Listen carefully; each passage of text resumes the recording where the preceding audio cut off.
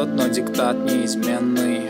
Патриота власть держит за пленных. Предрешено, кому быть президентом. И в решето все, кто против моментом.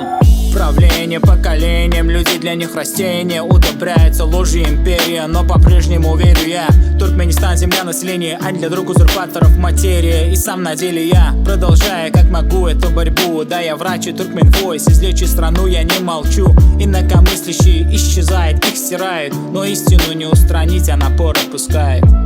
Мы не опустим руки, нет, свободные люди должны жить в свободной стране. Верхушка во мраке и не видит свет, что у подножья народ покажет его след.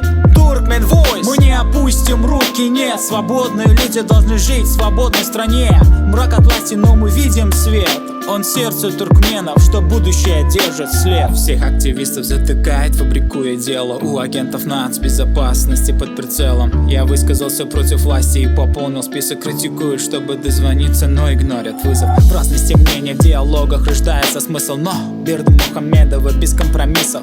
Страна закрыта для народа, интернет как роскошь, люди умирают с голода, ведь в горле ком лишь диктатура строже КНД, от которой мерзко, как бы не поили, взгляд наш останется трезвым. Не получится вранье СМИ аккуратно резать, я против и ни один подпись от Мурата Везов.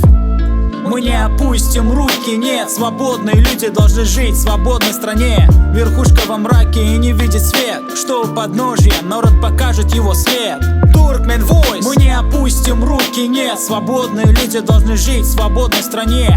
Мрак от власти, но мы видим свет. Он сердце туркменов, что будущее держит след.